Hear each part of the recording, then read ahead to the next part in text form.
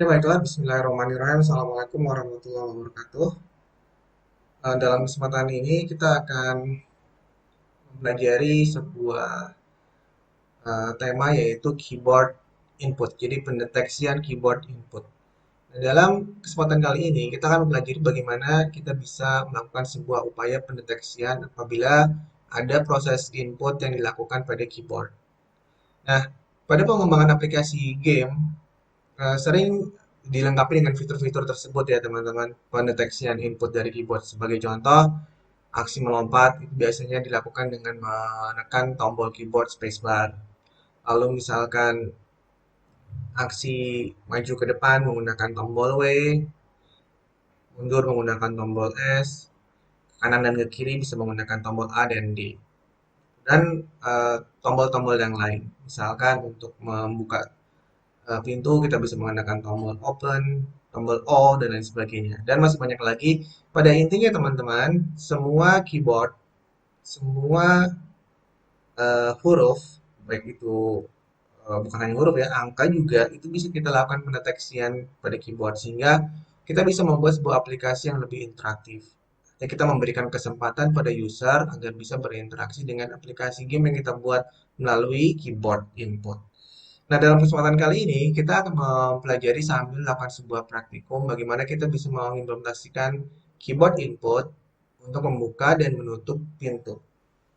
Oke ya, langsung saja kita akan melihat demonstrasinya. Ini akan saya jalankan, teman-teman.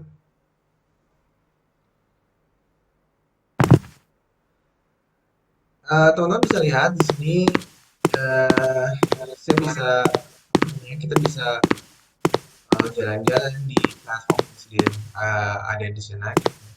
Dan ketika kita mendekat pada pintu ini tetap dalam keadaan diam. Dan pada game ini diimplementasikan sebuah fitur ketika tombol O ditekan, pintu ini akan terbuka. Tapi harus dalam jarak tertentu, jarak yang cukup dekat. Sebagai contoh ini kalau misalkan saya mundur lagi, ya, jarak yang cukup jauh, jarak yang cukup jauh ini saya tekan tombol O, seharusnya pintunya tidak terbuka karena jaraknya jauh. Tetapi ketika kita mendekat, kalau kita menekan tombol O, nah itu kita bisa melihat pintunya terbuka teman-teman. Dan kita tekan tombol O kembali, dia akan menutup kembali. Itu melakukan proses pendeteksian input dari keyboard, apakah ada upaya menekan tombol O pada keyboard atau tidak. Jika tombol O pada keyboard ditekan dan jaraknya cukup dekat, maka pintu akan terbuka atau tertutup. Nah, itulah yang akan kita coba implementasikan game sederhana ya. Eh, Mudah-mudahan teman-teman nanti bisa memahami bagaimana cara mengimplementasikan keyboard input yang sederhana. Gitu ya. Baik, kita akan langsung saja membuat projectnya, ya. Kita akan langsung membuat projectnya. Sama-sama ya, kita buat di sini.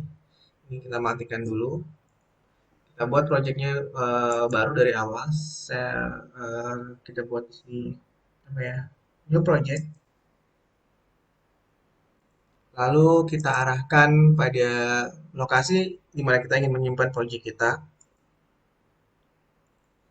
Di sini ya, teman-teman. Lalu kita beri nama di sini adalah keyboard input. Keyboard input. Oke, lalu kita tekan tombol create.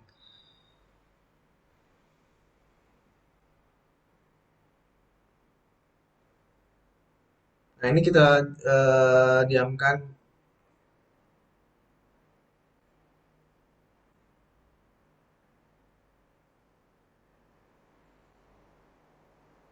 Oke, kita sudah mempersiapkan project barunya. Teman-teman bisa melihat di sini semuanya masih dalam keadaan default ya. Dan kita akan mulai mendesain environment-nya.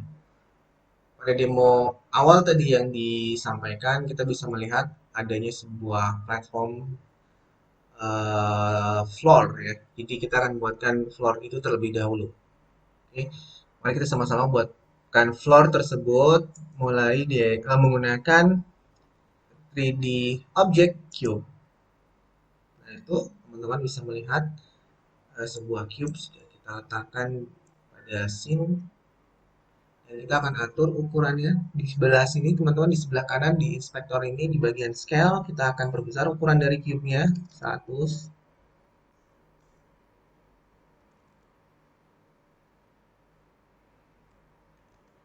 ya. Dan untuk Z-nya juga 100. Sehingga kita bisa melihat floor kita cukup besar, kita memiliki arena bermain yang cukup besar. Ukurannya 100 kali 100, 100 pada X dan 100 pada Z. Sedangkan untuk Y-nya kita biarkan 1 ya. Tetap tipis gitu ya. Oke, dan berikutnya kita akan menyiapkan sebuah ruangan. Seperti yang teman-teman lihat tadi ada seperti ruangan ya yang memudahkan kita untuk bisa mengimplementasikan buka tutup pintu. Oke, langsung kita buat ruangan tersebut. Game object, 3D object, cube. Kita beri nama di sini wall seperti itu. Nah, ya. Lalu kita bisa lihat dari sudut pandang yang berbeda dalam hal ini dari atas gitu ya. Untuk mempermudah memperkirakan di mana kita akan meletakkan floor atau wall kita itu. Saya akan agak sedikit majukan sini wall kita teman-teman. Nah, ini ukurannya. Oke, lalu kita buat nilainya 30. Seperti itu, ya. Ini menggunakan perkiraan saja ya, nggak apa-apa ya, teman-teman. Kalau misalkan menggunakan ukuran yang berbeda, nggak ada masalah. Ya. Penting kita memiliki sebuah ruangan untuk bisa kita gunakan untuk mengimplementasikan tadi buka tutup pintu. Nah, di sini saya berikan nilai minus 20.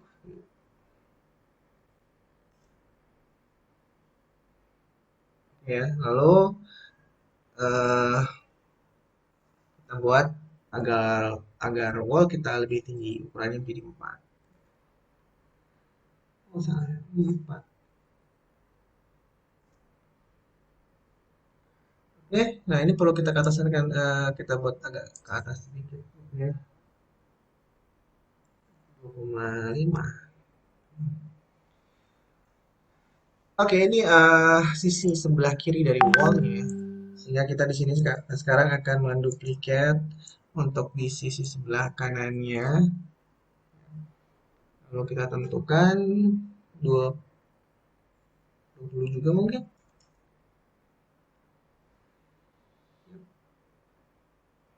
Segini, nanti pintunya sekecil ini aja, nggak usah terlalu besar ya.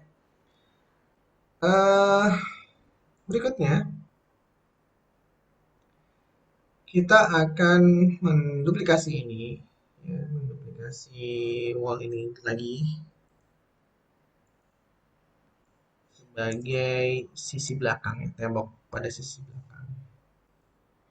Ini ukurannya mungkin bisa kita perbesar, kemungkinan berapa ya? 70 mungkin. Kalau kita lihat dari atas untuk eh, lebih mudah dalam memperkirakan posisinya seperti ini. Oke. Dan karena mungkin warna floor dan warna wallnya sama itu agak sedikit membingungkan. Jadi ada baiknya kita ubah dulu warnanya ya teman-teman. Kita buat di sini folder baru bernama materials. Lalu kita tambahkan material baru bernama wall. Kita tentukan warna wall kita ingin seperti apa. Putih misalkan, boleh kita tentukan menjadi warna putih ya. Atau warna yang lain merah deh ya. Merah lalu kita letakkan pada masing-masing wall kita. Seperti ini. Ya, seperti ini. Oke, kita sudah memiliki bagian belakangnya. Dan kita juga membutuhkan penutup untuk samping-sampingnya ya teman-teman. Gimana caranya? Ya dengan mudah kita bisa menduplikat ini lagi.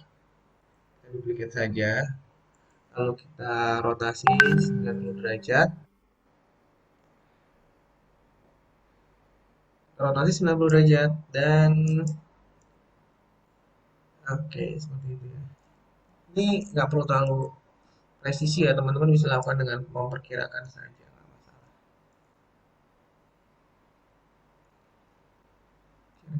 gitu ya.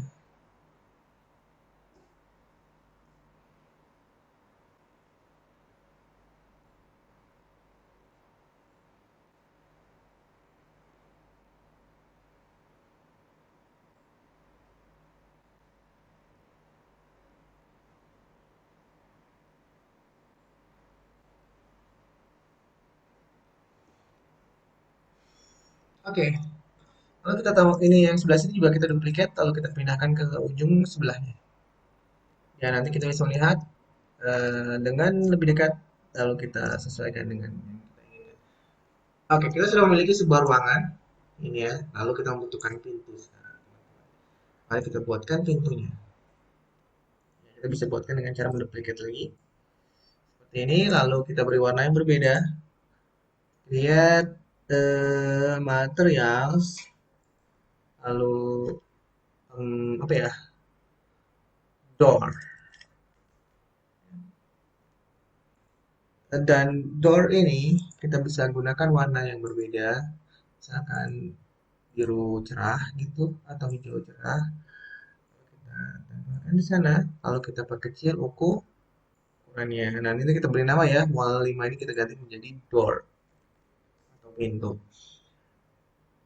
Kita ganti ukurannya menjadi 10, lalu kita sesuaikan di sana. Oke. Nah, kita perkecil jadi 0,5. Nah, inilah pintu kita, teman-teman. Oke, pintu kita. Nah, sampai sini kita perlu menambahkan sensor. Ya. Karena tadi kan ketika kita demokan, teman-teman masih bisa mengingat tadi ya, bahwa akses membuka pintu hanya bisa dilakukan ketika kita dalam keadaan yang cukup dekat dengan pintu. Nah, sehingga untuk mengetahui kita tuh sudah dekat dengan pintu atau belum, maka sebaiknya kita menggunakan sensor di sini. Untuk kalau kalau si FPS tadi, si karakter tadi menyentuh sensor, berarti kita bisa membuat sebuah kesimpulan sudah cukup dekat dengan pintu. Tapi ketika belum menyentuh sensor, maka dia masih jauh gitu ya. Nah, kita buatkan sensor ya teman-teman di sini, duplicate sensor gitu ya. Sensor kita duplicate dari pintu saja, tetapi kali ini kita perbesar ukurannya. Nah, seperti itu. Sudah besar ukurannya, kita menjadi kita tertutup begini ya. Kameranya, sana soalnya. Sensornya seperti ini, kita bisa tambahkan jadi 10 mungkin. Gitu. Dan layaknya sebuah sensor, kita tidak perlu membuat sensor ini terlihat ya, sehingga kita bisa menonaktifkan option mesh renderer nih. Jadi kita klik, dia tidak terlihat. Dan untuk mengimplementasikan sensornya, is trigger, parameter is trigger, kita aktifkan. Seperti itu. Oke, jangan lupa ya diaktifkan parameter is triggernya. Nah, inilah environment kita, teman-teman. Silakan teman-teman menyesuaikan. Dan berikutnya, setelah kita mempersiapkan environment, ada satu buah apa ya? Dia mau objek lagi yang harus kita letakkan di sini yaitu karakter, first person karakter. Seperti yang teman-teman lihat tadi, kita bisa jalan-jalan di platform kita ya. Itu karena adanya first person karakter. Nah, first person karakter itu disediakan oleh Unity dalam sebuah package bernama standard package. Nah, itu harus kita download terlebih dahulu ya. Nah, sekarang mari kita download package-nya. Teman-teman bisa mengaktifkan Windows di sini. eh oh ya, terlebih dahulu teman-teman harus mengaktifkan internet tentunya ya, karena kita akan mengunduhnya via internet. Sini Asset Store ya, aktifkan jendela Asset Store, nanti dia akan muncul di sebelah sini. Asset Store. Pastikan dulu koneksi internet. Silakan dipastikan koneksi internet.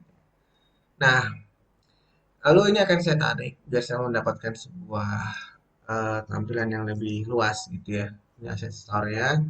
Lalu kita akan cari standar aset. Silakan ketikkan di situ standar aset. Nah, ini sudah muncul, tinggal kita pilih saja. Nah, kita bisa pilih standar aset yang kita inginkan. Ya, kita akan pilih yang ini ya teman-teman. Klik.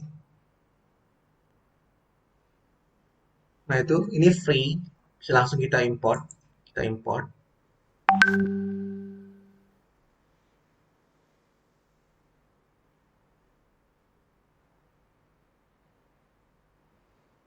Nah, lalu kita bisa pilih bagian mana yang ingin kita import, yaitu hanya karakter.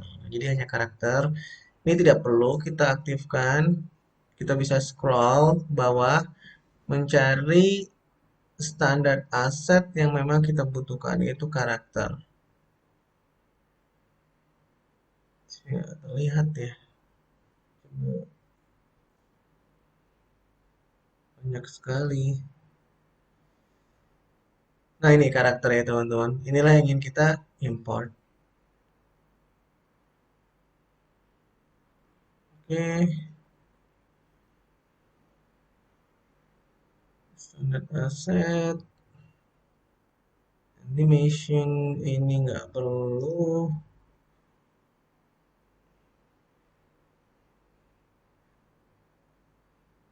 Nah, ini teman-teman, kita centang untuk semua pilihan karakter. Third person kayaknya kita nggak butuhkan dalam kesempatan kali ini. Jadi, kita hanya butuh first person. Um, hmm. Kita scroll lagi ke bawah ya, untuk memastikan bahwa yang kita importkan hanya yang kita butuhkan. Oke, sepertinya sudah ya, hanya karakter. Jadi, pastikan yang kita pilih hanya karakter. Nih ya, hanya pilihan karakter ini. Oke, kita import.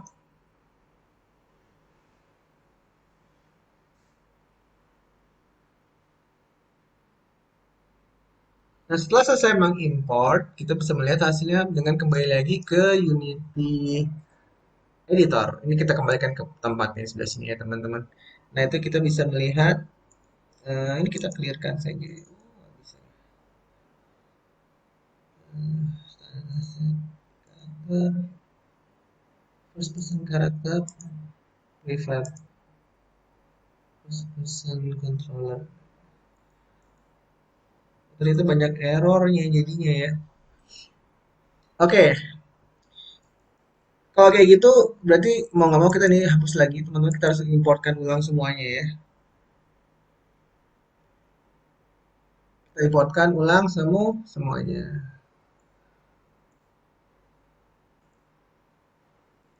Nah, apa ini kok ini kecil kok ya. Jadi kita bisa import.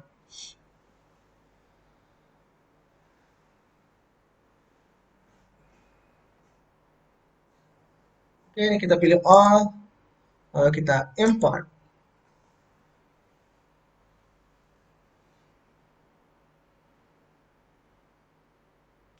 Nah, kita tunggu beberapa saat sampai proses importnya ini selesai.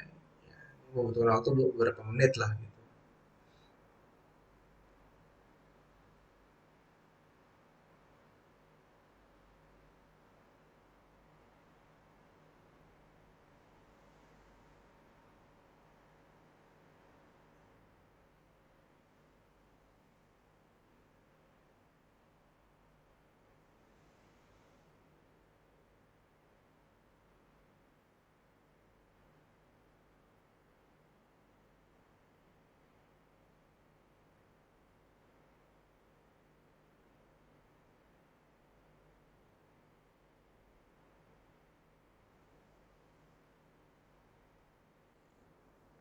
Oke, dan ini sudah selesai proses importnya dan kita masih bisa melihat ada satu buah error di sini ya teman-teman. Nggak ada masalah, ini tinggal kita buka saja, double klik. Oke, kita double klik saja. Lalu kita bisa melihat lokasi di mana terjadi kesalahan yang merah-merah ini ya. Ini kita nonaktifkan. Kita scroll ke bawah, itu juga ada yang merah-merah kita nonaktifkan. Kita scroll lagi ke bawah, yang merah-merah ini kita nonaktifkan. Dan lalu kita simpan, save all. dan ini kita tutup saja ya. Kita bisa kembali ke Unity 3D editor kita dan nanti kita akan bisa melihat bahwa seharusnya proses errornya akan hilang ya. Nah, dia akan hilang dengan sendirinya. Oke, kita kembali lagi. Di sini yang akan kita gunakan adalah karakter. Ya, sekali lagi di dalam standard asset itu ada karakter, lalu ada prefab, lalu ada FPS controller, ada rigid body FPS controller. Nah, yang akan kita gunakan adalah ini FPS controller. Jadi kita klik, kalau kita drag ke dalam scene kita seperti ini, ya. Pastikan dia tidak tenggelam, ya. Maksud tenggelam seperti ini, ya. Tenggelam dalam lantai. Kita pastikan dia ada di permukaan. Lalu kita mundurkan sedikit, teman-teman. Nah, di sini ya. Lalu karena di dalam FPS ini juga sudah tersedia kamera, maka kita sekarang tidak butuh lagi main kamera yang secara default disediakan oleh Unity. Jadi ini kita hapus. Delete. Lalu kita jalankan sekarang ya. Kita coba jalankan apakah kita sudah bisa bermain-main di atas platform. Nah, guys, seperti melihat saya sudah bisa jalan-jalan di atas platform. Lompat-lompat. Tapi yang jelas kita belum bisa masuk ke dalam sini ya teman-teman karena masih tertutup. Dan yang akan kita lakukan adalah bagaimana kita bisa membuka dan menutup pintu ini menggunakan pendeteksian input pada keyboard menggunakan tombol O. Ya, oke. Berikutnya, ini akan saya tutup-tutupin ya biar nggak terlalu menyita ruangan di sini. Lalu saya akan menambahkan satu buah script. Kita akan menambahkan satu buah script. Di sini teman-teman klik kanan, create folder scripts. Kalau kita tambahkan satu buah script baru bernama, klik kanan di sini create si subscript. Kita beri nama keyboard input. Keyboard input script.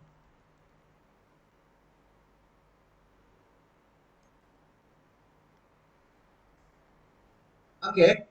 Nah, lalu keyboard input script ini akan kita clear ya. Akan kita letakkan pada sensor ya, di objek sensor kita.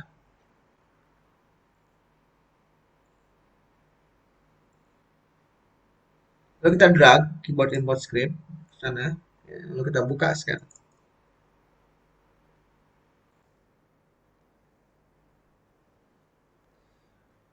Oke, baiklah. Sekarang kita sudah akan mulai menuliskan kode program. Nah, teman-teman, pada pembelajaran beberapa pertemuan yang lalu, kita sudah mempelajari teknik on trigger ya, bekerja dengan sensor. Nah, ini pun akan kita mengimplementasikan kembali ya. Jadi kita ketikkan di sini on trigger. Oke. Private void on trigger enter dan parameternya adalah other bertipe data collider.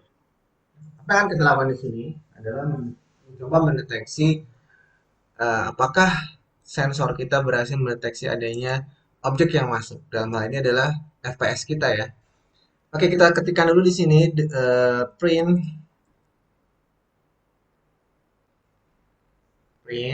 lalu other dot gameObject.name.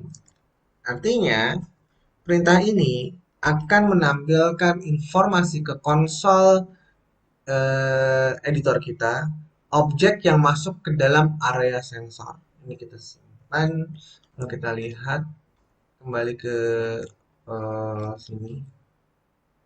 Ini yang lama ya, ini kita tutup aja dulu biar nggak bingung. Nah ini yang pekerjaan kita ya. Nah lalu kita jalankan ya, kita jalankan dan pastikan konsol kita sudah dalam keadaan terbuka, lalu kita jalankan. Ini akan saya dekati ke sana.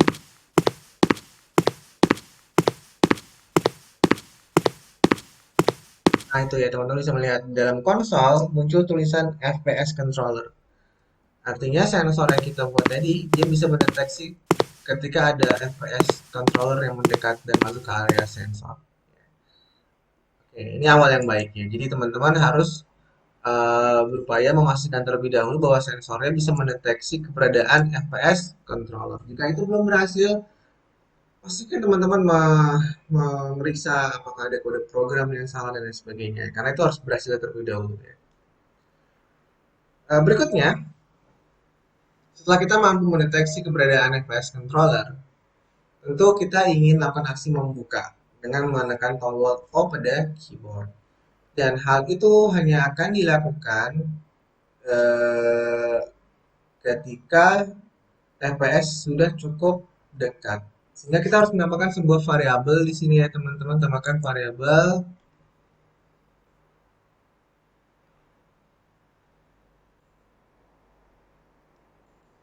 private boolean. Artinya ini tipe datanya adalah boolean untuk mengembalikan nilai true dan false dan dalam sensor. Artinya gini ya. Oh, kalau di modul nanti teman-teman bisa melihatnya bukan bukan dalam sensor tapi is inside.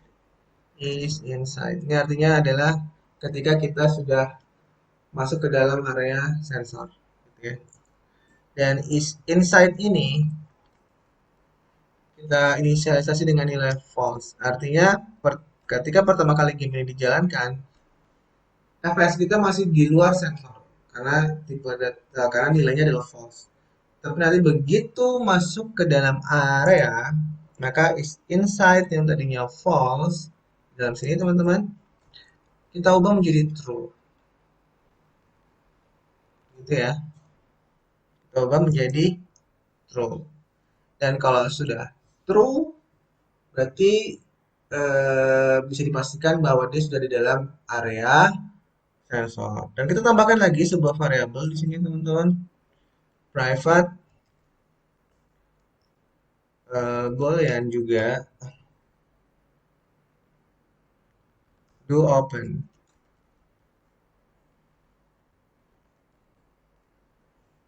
Nah, do open ini kita beri nilai false juga.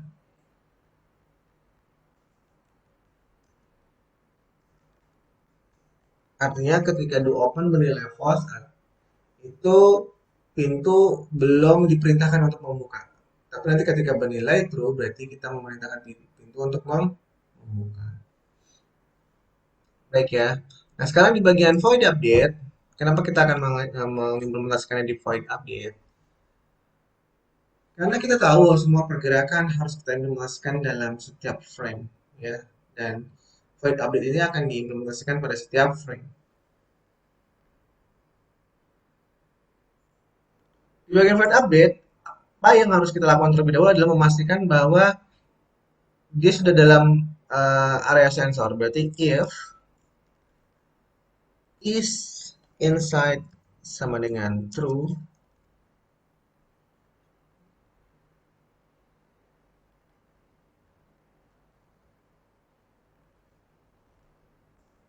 seperti itu ya. Nah, ini bloknya. Nah, lalu kita cek if ini bagaimana cara mendeteksi adanya proses penekanan tombol keyboard O gitu ya. Kita bisa menggunakan perintah ini input dot get key down lalu key code dot O gitu ya. Lalu kita beri nilai do open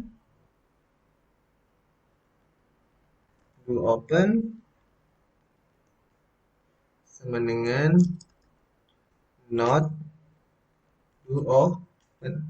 Apa artinya? Artinya begini, ketika do open bernilai true, maka akan kita ubah menjadi false. Dan begitu pun sebaliknya. Jika tadinya bernilai false, akan kita ubah menjadi true. Karena ketika kita menekan tombol O kalau dalam keadaan tertutup, maka dia akan membuka pintunya. Tetapi ketika kita tekan O lagi, jika dalam keadaan membuka, dia akan menutup, gitu ya. Nah, sekarang kita pastikan kembali if do open sama dengan true. Apa yang harus kita lakukan untuk membuka pintu? Jadi if do open sama dengan true. Dan ini sebaliknya, if do open sama dengan false.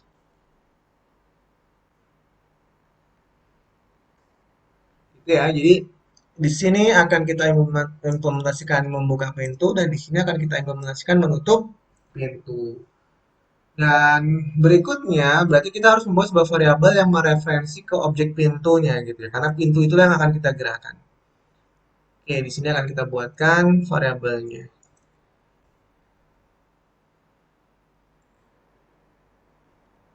Private private ball bukan ball ya, game object door. Nah, lalu di sini kita inisialisasi door adalah game object dot find. Apa nama game objectnya adalah door.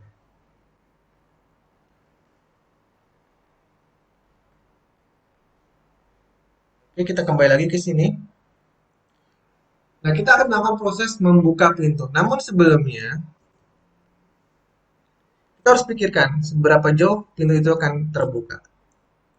Ini kan pintunya. Kalau kita buka, dia akan merubah nilai-nilai yang ada di sumbu X sebelah sini. Ya. Maka ketika kita geser, lihat itu X-nya akan berubah. Kita hanya ingin dia bergeser hanya sampai sini gitu ya, nggak seterusnya gitu ya, sampai sini saja. Dan itu ada di angka 10,23. Nah, teman-teman bisa sesuaikan ya. Jadi dia akan selesai membukanya di angka 10,23.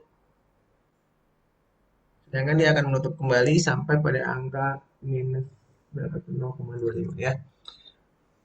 Nah, di sini berarti kita tambahkan lagi if pintu dot copying door maksud saya if door dot transform dot position dot x masih lebih kecil dari 10,23 f, maka kita akan buka dia. Berarti kita gunakan proses membuka menggunakan door dot transform dot translate. Lalu kecepatan membukanya misalkan 0,05 float dan untuk yang lainnya kita nolkan. Artinya dia hanya akan membuka searah sumbu X, sedangkan untuk saat sumbu Y-nya kita buat kosong dan Z-nya kosong. Karena kita hanya ingin dia bergeser di searah sumbu X gitu ya, kanan. Ke kanan itu positif, kalau ke kiri itu negatif nantinya gitu ya. Dan untuk sebaliknya ini tinggal kita copy aja teman-teman, ya biar nggak ngetik kebanyakan. Kita kopikan ke sini. If dot transform position dot x masih lebih besar dari berapa tadi? Minus 0,25 minus 0,25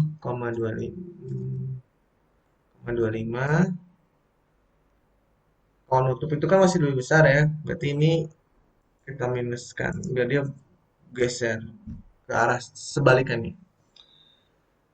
Oke, saya rasa ini sudah selesai ya apa yang kita kerjakan menggunakan pendeteksian input pada tombol O. Mari kita simpan dan kita coba program kita. Apakah kita sudah bisa membuka tutup pintu kita?